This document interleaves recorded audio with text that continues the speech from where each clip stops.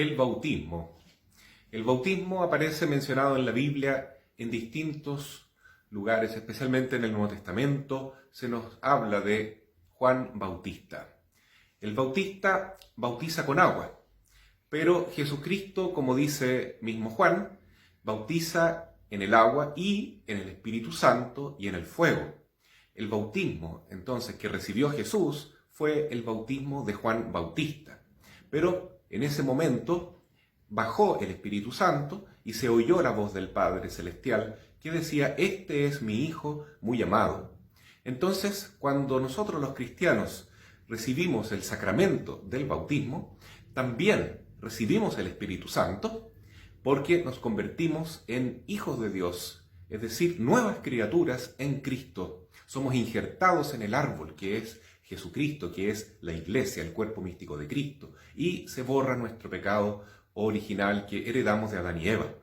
Pero también existe, junto al bautismo, dos sacramentos más que completan una trilogía, por decir así, una tríada mejor, de sacramentos, que son los sacramentos de la iniciación cristiana: el bautismo, la confirmación y la Eucaristía.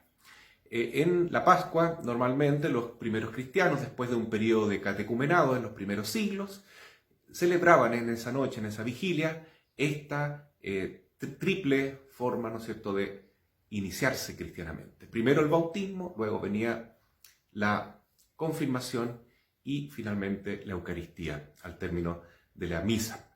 Entonces, es interesante comprobar también que en el Nuevo Testamento los apóstoles, además de bautizar, a veces imponen las manos. Aparece ahí, ¿no es cierto?, que ciertas comunidades ya bautizadas reciben la imposición de manos y viene el Espíritu Santo.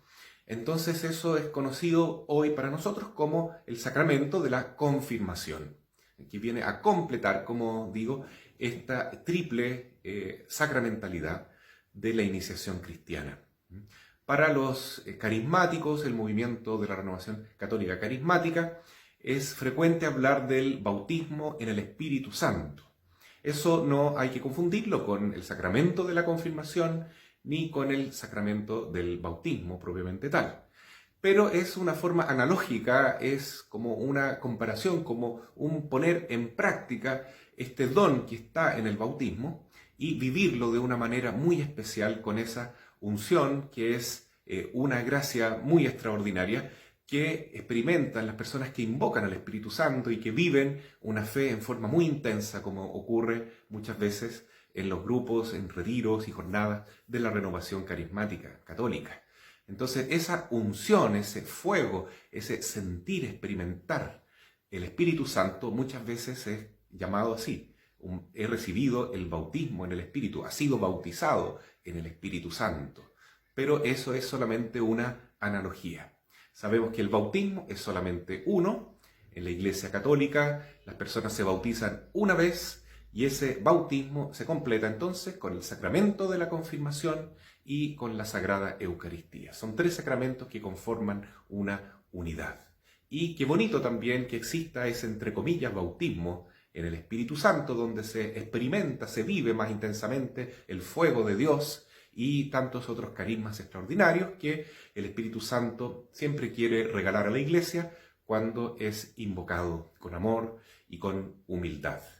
Entonces vamos a confiar siempre en la doctrina de la Iglesia, que nos enseña que hay un solo bautismo y una sola fe. Cuando los católicos que son bautizados y no tienen una fe muy profunda, muy enraizada, se convierten a la Iglesia protestante o evangélica, muchas veces son nuevamente bautizados, pero ese nuevo bautismo no tiene ningún valor sacramental, ya que esas personas ya estaban bautizadas antes, ¿no? Entonces el bautismo no es algo que depende solo de la fe, de la convicción, de la subjetividad, como se practica en las iglesias evangélicas, sino que es un sacramento que tiene un signo, el agua, y tiene una significación profunda, misteriosa, mística, que es transformarnos en hijos de Dios.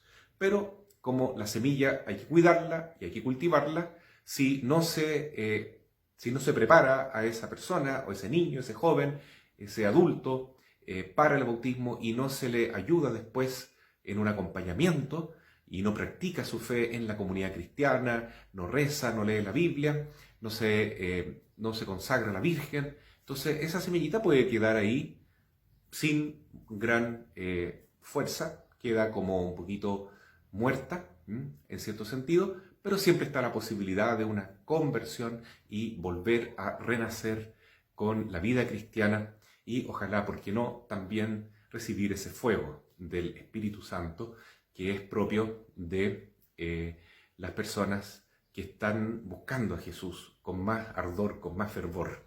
También existe el bautismo de deseo, porque si una persona está imposibilitada completamente de recibir el sacramento del bautismo, pero lo desea de todo corazón, la Iglesia enseña que también queda bautizado por ese sacramento maravilloso que a nadie se le niega entonces cuando tiene una voluntad realmente intensa y verdadera, auténtica, de ser cristiano, de pertenecer a la Iglesia, de unirse a Cristo nuestro Salvador.